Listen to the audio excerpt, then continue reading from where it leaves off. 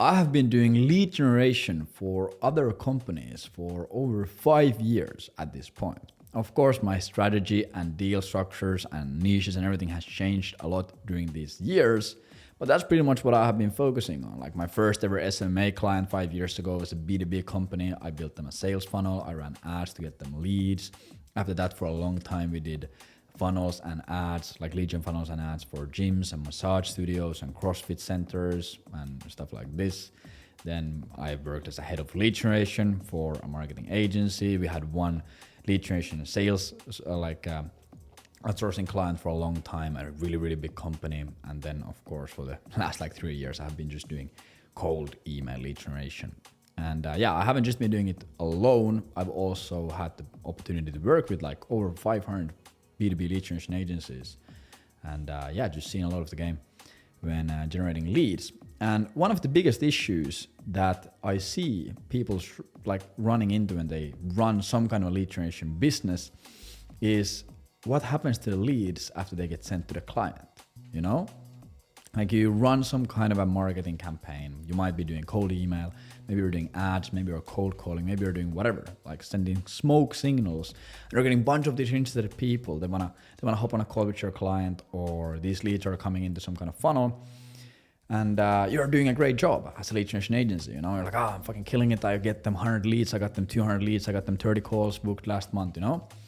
But what happens if your client isn't closing the leads? You know, what happens?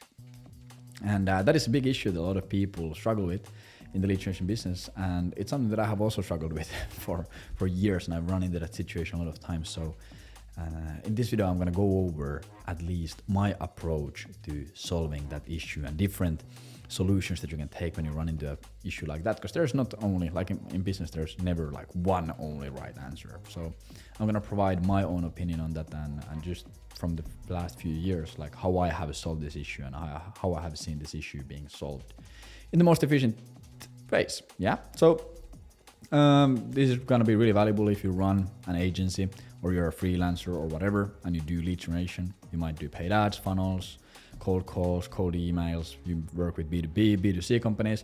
But this is also going to be valuable for you if you run any other kind of company and you are just struggling to convert your own leads to convert closed clients. You know, the same mechanism is going to work anyway. But yeah, that's what we're going to be doing today. So if you hop in here on the whiteboard, I have just mapped out a really simple, an example of what it might look like to generate leads for a client. So in this hypothetical scenario, we are in a scenario where you are a B2B lead generation agency. So once again, all of these things are going to be, you can change them around. It could be B2C, B2B, ads, funnels, whatever. So you're a B2B lead generation agency and you are working with a B2B company, you know, B2B business. And your job is to create leads for this B2B company, not just leads, but booked calls. So pretty high intent leads. And that's pretty much what you're getting paid to do. So in this hypothetical scenario, what you're doing, and this is really common way to do this, is you're running cold email campaigns. And from these cold email campaigns, you're getting positive replies and you're running these campaigns for your client. So your client, let's say they sell web design services. So you're running these cold email campaigns for different companies and getting people interested in web design services. You're getting positive replies. Of course, this depends a lot on the performance of your campaigns, how good the targeting is, how good the deliverability is, how good the copy is, how good the offer is, how good the digital footprint is. Of course, you might be getting more or less positive replies, but let's say you're getting positive replies every single month. Let's say you send out 3,000 emails from here, boom, and these 3,000 emails result to 30 positive replies, and these 30 positive replies result into 10 booked calls for a client. So we're getting 10 booked calls for a client for their web design service. So then, for most people, or for a lot of people, at the end of the day, this is your job as a lead generation agency. This is, if you just look at what most lead generation agencies do, this is what you got hired to do. Just get these booked calls. So in a lot of cases when people think, my client isn't closing these deals, that's not my fucking issue. I'll just keep doing what I'm doing, you know? And yeah, on the other hand, that might be 100% true. If you look at your contract, if you look at your offer, if you look at your deliverables, and your deal structure, etc. Like, yeah, that might 100% be true. Like legally, there's nothing forcing you to help them close these leads. You know, that 100% is the case in a lot of cases. But also, if you think about it like this, let's say you're a lead generation agency and you're providing these 10 good quality calls to your client every single month, but your client isn't closing any of them. They might do it for 1 month, 2 months, 3 months, 4 months. But after 4 months, they're like, damn, like they are getting us calls. They have booked us 40 calls in the past 4 months, but we are not making any money. So even though the person here is getting us calls, this is not profitable for us. We are losing money by running this campaign. So that of course creates a lot of different scenarios in their head. Maybe they should go back to what they're doing. Maybe your leads are unqualified, which could also be the case, whatever it might be. And the client is gonna churn. You're gonna fucking lose the client. So instead of you being able to work with the client for 12 months or 18 months or 24 months, you only work with them for 3 months, which loses you a lot of money. Like let's say, for the sake of example, let's say you are getting paid $300 per a booked call, like a really basic pay-per-call model. So this client is making you 3K a month. And if you work with them for 12 months, this would mean that this client is worth $36,000 for you, you know? 12 times 3, 36,000. But then let's say the client churns after 3 months because they're not closing any of these deals. This means that you're losing $27,000 because of this issue. And then if you have 4 clients, for example, that's over $100,000 in lost revenue that you lost because your clients are not closing these deals. And in business, it's always more, it's always more efficient and cheaper to just keep your old clients than acquire new clients. Because when you acquire new clients, you have to put in more time, you have to scrape new leads, run new campaigns, etc. Your client acquisition cost is going to be way higher versus if you already just make sure that your old clients don't leave you, that can make you the same amount of money. It can make you more money, but there's no client acquisition cost. You already paid to acquire that client through your marketing and sales efforts. So you're pretty much leaving like $100,000 on the table if you have 4 clients and your clients are churning after 3 months. Once again, all these numbers are really nuanced and interchangeable with different things, but I hope you get the point. Like you might think, this is not my fucking issue that these clients are not closing these deals. Legally, no, but from a business perspective, if your clients are not closing these deals, you're fucking losing a lot of money, you know? And the money stacks up really fast. So what we do is, of course, once again, this depends a lot on the industry, but I like to use the closing rate of 20% if I don't have a previous benchmark. If I have a previous benchmark in the industry, if I know what an average good closing rate looks like, if I know what other companies are closing at, I might have this benchmark at 30%, I might have it at 40%, I might have it at 5%. But generally speaking, if you don't know what is a good average closing rate in the industry, 20% usually is a pretty good, benchmark to go off of. So pretty much what happens is, let's say we have delivered them 30 calls or 20 calls. And of course, like you always have to keep in mind that there's also average sales cycles in every single business. So for example, in one industry, the average sales cycle might be 60 days. So if a client doesn't close the first 3 calls that you booked them in the first week, like, yeah, that probably is really, really natural and that's probably still standard. But if after like 2 months, the client is still not closing deals and you're delivering them good calls, you want to do this. This is what I always look at. Okay, is the client closing at 20%? If the client is closing at 20%, if the answer is yes, I always figure out, okay, does the client have more capacity to take on more calls? Sometimes companies can only take on 10 calls a month, for example, if their sales team is really small or whatever it might be. Maybe they have fulfillment capacity, they have a bottleneck there. If that's the case, then of course nothing happens. But if the client can take on more calls, okay, amazing. Let's just increase cold email volume, or we can implement other solutions. We can do cold email, we can do cold calls, we can do ads, we can do fucking whatever, you know, or we can start working on their show up rates. We can start working on like a million things. But if you're booking them a good amount of calls, they're closing them at 20%. Pretty much the only thing you have to just figure out is, okay, how the fuck can you get more calls and how can you get them to show up? And I can do another video on how to do that later on if you ask about it in the comments or whatever it might be. But like if that's the case, then you just pretty much are focusing on how can you make more money for this client. But if in the scenario client is not closing at 20%, this is my process. And once again, all companies are different. Sales processes can be really nuanced. There can be really small details or really small issues. Sometimes just like few words at the beginning of a call can destroy the whole sales process. That can 100% be the case. But just generally speaking, this has been the approach that I have been able to follow. I've been in sales for over 8 years now, which is pretty crazy. But I've been in sales over 8 years now, and I've worked with fucking hundreds of sales reps. I've built multiple like 10, 15-person sales teams. I've trained sales reps that have done like 500,000, 700,000 a year. We've paid them like fucking hundreds of thousands in commissions. And I've been in sales for a long time, and this is the protocol that I like to follow. And this is usually when a company also comes to me and asks for sales, like process optimization or consultation, or we have an agency client that we do this for. This is pretty much the process we follow. So the first thing we always ask is the client closing at 20%? If the answer is no, okay, does a client have a CRM and do they use it correctly? This is such a silly question for a lot of people, especially if you are a bit more modern or digitalized, you have a bit more like modern sales process. You're like, yeah, of course, fucking like CRM is like the most important thing ever. But for a lot of companies, especially if they're a bit more traditional, their CRM can be an absolute fucking joke. They might be running it on like a notebook on their sales rep's desk, or they might have an Excel sheet or just some like really cryptic way of doing it. The sales reps are using a different CRM. It's super messy, or maybe they have a CRM, but no one is fucking using it. Sales reps usually hate using CRMs because they don't see the value of it and they just want to close deals. But yeah, the CRM is the first thing that we look at. Like a great example, we had one client and they had like not a terrible closing rate, but I was looking at their sales process, I was thinking surely they could be closing way more.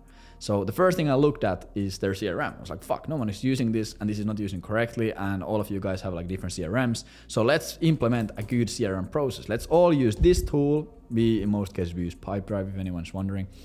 Let's use Pipedrive.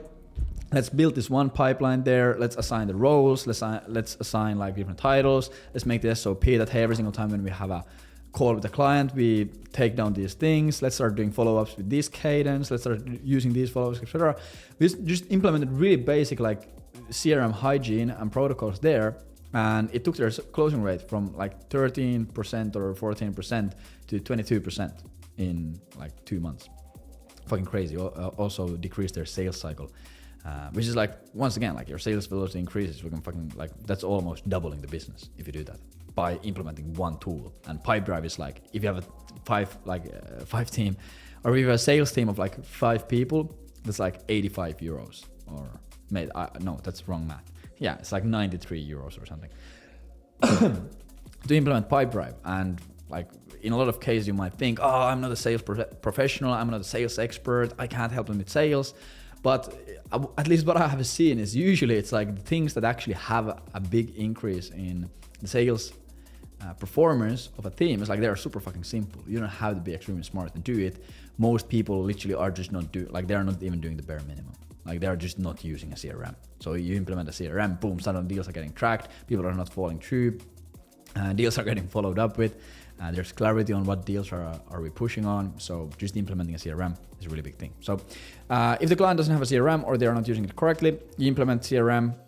I would just do Pipedrive, train the client on a CRM, and this is really important, you schedule weekly CRM check-ins. And the reason why we schedule weekly CRM check-ins, this is extremely important, especially if they have a sales team, is because fucking people hate using a CRM, you know? It's like, that's what I have just seen. I don't personally hate using a CRM, but I have seen that the average person hates fucking using a CRM. No one likes doing it. It's annoying, painful. You have to go remember, do it. You have to take notes. People don't like doing it. So you are literally just doing this for accountability purposes and just to solve bottlenecks as they come up, you know? So schedule a weekly CRM check-in and you wait 60 days and then you look at again what has happened to their closing rate, you know? And the reason why we look at 60 days because there's at least this rule that I have followed for a really long time, especially in B2B sales, is the things that you do today are going to show up in 60 days. So if you start analyzing immediately 2 weeks later, you might get a false positive or a false negative because there wasn't, maybe like a sales cycle was just closing down, or maybe the sales cycle hasn't closed down already. So you have to give it a bit of time. Second thing, and you can also do this at the same time if you want to, if you are in a rush. Second thing we look at is, does client have basic sales fundamentals down? And what I mean with basic sales fundamentals is, are they doing discovery calls? Are they doing demo calls? Are they closing on the call? Or are they scheduling the next call immediately after call ends, and are they handling objections? They are really basic sales fundamental things, but a lot of companies are missing them. They're like just hopping on a call, they just do a discovery, they're like, okay, sure, I will send you a proposal over email, let me know what you think, let's continue on this on email. It's like fucking terrible. Of course you're not gonna close anything if you do that, you know? But so many companies are doing that, it's crazy, you know? They're just sending proposals out. That's not even sales, you know, that's like presentation, like a fucking AI robot could replace you, like literally. Like just fill this form, you will get an automatic proposal into your email. Like that's what most people are doing. Hey, I'm a sales rep. You go in, you have 10 questions, you get an answer to these 10 questions, boom, boom, boom. Then you go to your proposal creation software, you go to Canva or whatever, you make a fancy pitch deck, and then you send it on email, and then you just fuck off. Like that's what most people do. Literally, I could automate that with ChatGPT and Zapier in like 2 hours, and you would be worthless. So yeah, fucking that's what a lot of people do. So then you need to just conduct sales training for clients and create new sales SOPs. So once again, just putting in place better sales process hygiene and better sales practices, you know. Okay, let's start doing discoveries and demos separately. Let's not send the proposals out via email. Let's hop on a call and review the proposal. At the end of the proposal call or the demo call, let's actually ask if they want to buy it. If they say no, let's ask them why. Okay, if they give an objection, let's handle that objection and ask them to buy again. Okay, if we don't close on that second call, let's book in a third call immediately on that call. Let's follow up with these deals. Like really basic things, kindergarten simple things like Peter Kell says, like super simple stuff, but has a huge impact because most companies are literally not doing this. Like you can literally do this, you can go figure this out by yourself. Like go hop on, like go take some traditional, really basic multi-service marketing agency that you can find in your own country and go book a sales call with them. And I can tell you with a 90% certainty that is going to the sales process you're going to go through. You're going to hop on a call with them. They're going to ask you some questions. They're going to tell you that they're going to send a proposal over via email, and you're going to get the proposal. Then they might follow up with you for like one time, and that's it. So these, once again, like you don't have to be a sales expert. You don't have to be Jordan Belfort. You don't have to be whoever, you know, like anyone can put this in place, especially if you're doing it already.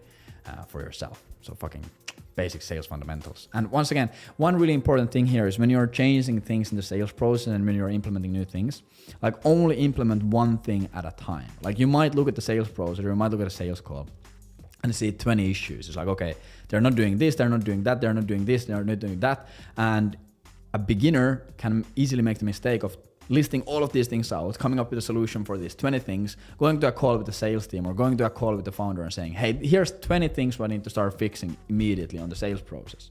And then these people have pretty much a completely new sales process. They have no fucking idea what's happening. They're trying to remember these 20 things and they're just gonna get like they're gonna feel crazy pressure and they're gonna get overwhelmed and they're gonna revert back to their old habits. So we need to slowly change things. Just change only one thing at a time. Okay.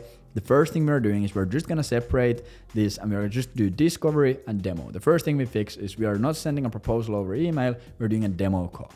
And then we do that for 2 weeks and then we hop on another call with them and we're like, okay, now we're gonna start asking if they want to buy it at the end of the demo call. And you slowly introduce them to these new different concepts. So these things actually become habits and they actually stick, because you can create the best sales pros in the world, but if no one is fucking using it, it's pretty pointless. And then we're gonna wait 30 days. And the reason why we are not waiting 60 days and we're waiting 30 days is because you're gonna see a faster impact from this, and you're gonna get immediate feedback through call recordings or feedback from the salespeople, etc. And you're gonna start seeing if it's going in a better direction or not. So these changes you analyze in 60 days or in 30 days. And the last thing, if the client has a CRM, they're using it correctly, and they have basic sales fundamentals down, and they're still not closing, pretty much what we're going to be doing, and this is going to be pretty much the loop that we're going to be spinning through until we get to 20% closing rate if nothing else works, is we're going to analyze all the call recordings, objections and questions in calls we're getting, and we're going to write a better sales argument. This doesn't mean that you have to write a big sales letter, but it just means that we are selling the wrong thing. The angle of the call is wrong, the argument is wrong, there's some limiting beliefs, there are some big objections that are clearly like causing friction in the sales process that we need to pre-handle. So these are the big needle moving things, and we are going to start pretty much just pitching differently. We're going to take the whole sales process and put it into a completely different frame, and we're going to base it around a completely new or completely different like a core concept. Like let's say all of the niche, like let's say you're selling a cold email lead generation service, and even if you have a CRM and you have weekly CRM calls and you have sales fundamentals down, like if everyone in your niche believes that cold email doesn't work anymore and you're not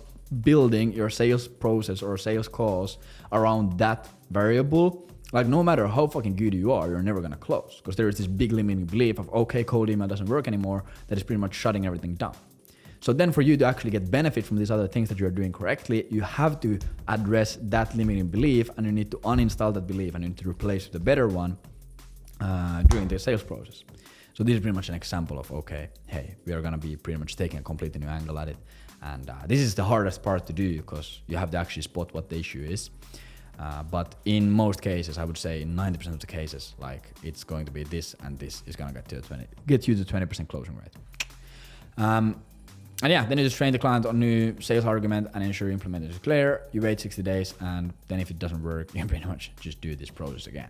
And of course, once again, like something really important to understand here is that there is a lot of nuance to this process, meaning that you might be booking calls at the wrong frame, or you're booking the wrong decision makers, or you're in the wrong industry, or the digital footprint is shit, or like there can be like a million other small things that are like obstructing this process of closing these deals.